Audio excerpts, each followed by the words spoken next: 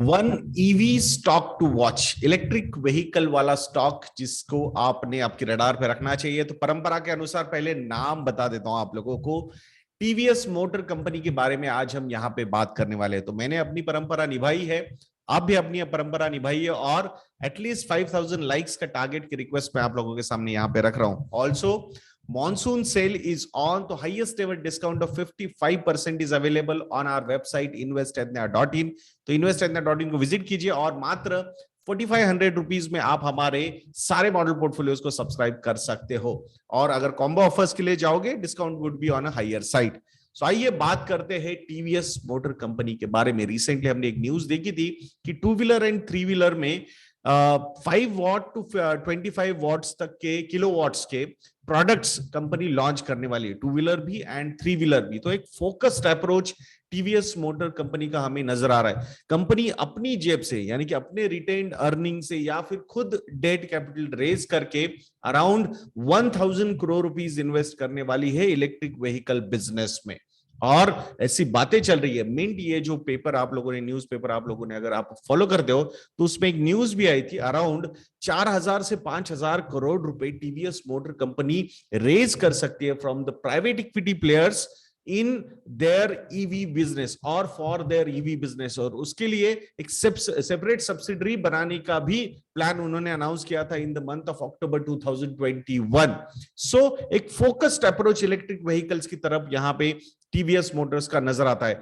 iQube नाम की एक जो टू व्हीलर उन्होंने लॉन्च की थी, जिसके 3 वेरिएंट्स उन्होंने लॉन्च किए थे, उसको काफी अच्छा रिस्पांस भी मिल रहा है।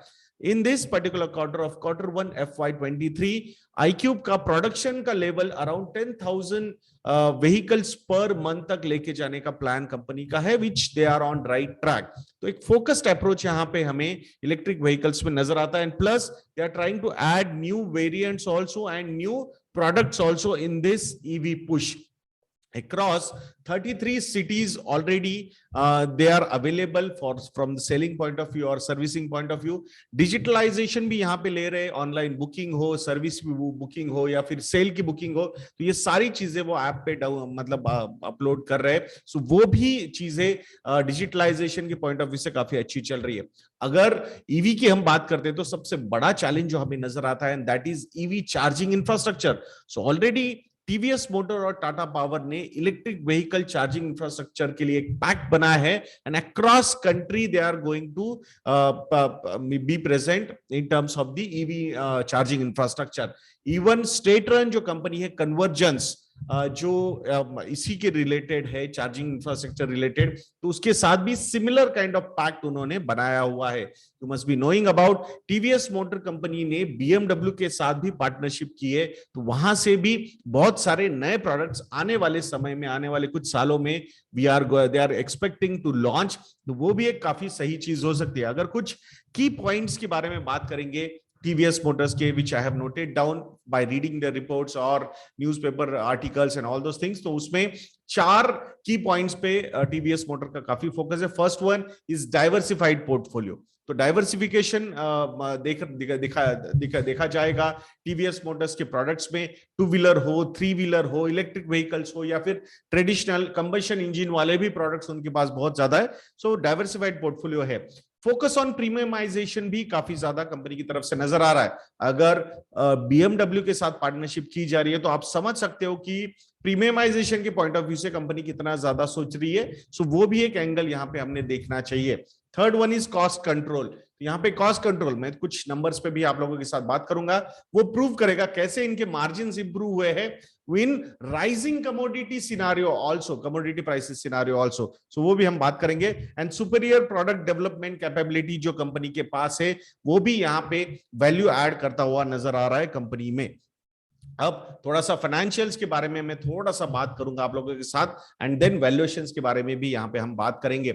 So when I was looking at the quarterly results of TVS Motors, तो डेफिनेटली लास्ट ईयर जो था, कुछ क्वार्टर के लिए जो मार्जिन्स थे कंपनी के, वो खराब हुए थे।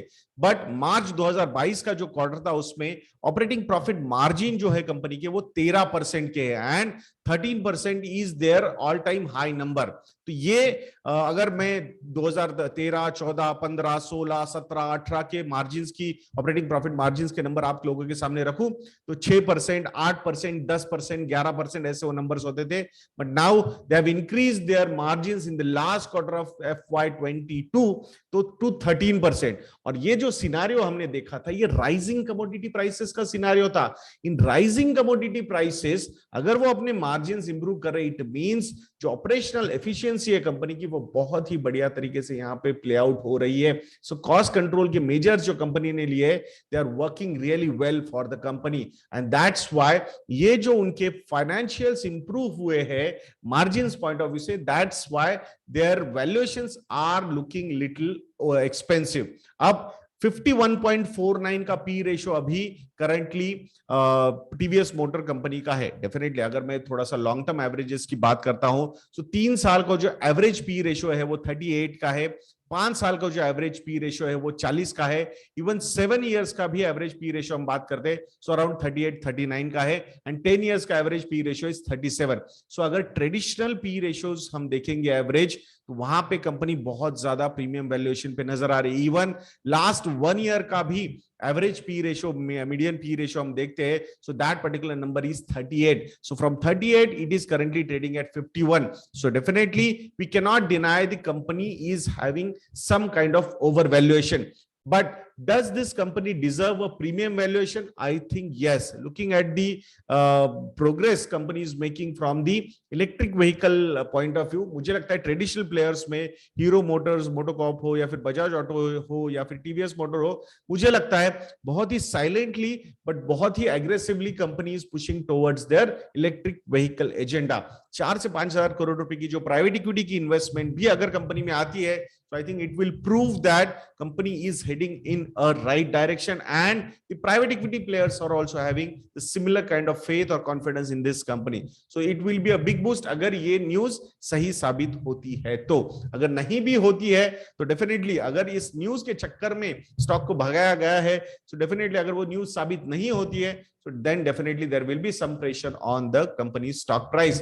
But from the business point of view, the earning visibility point of view, the growth potential point of view, मुझे लगता है कंपनी काफी सही तरीके से प्लेस्ड है। That's why this company should be on your radar. This is not a direct advice to go and invest.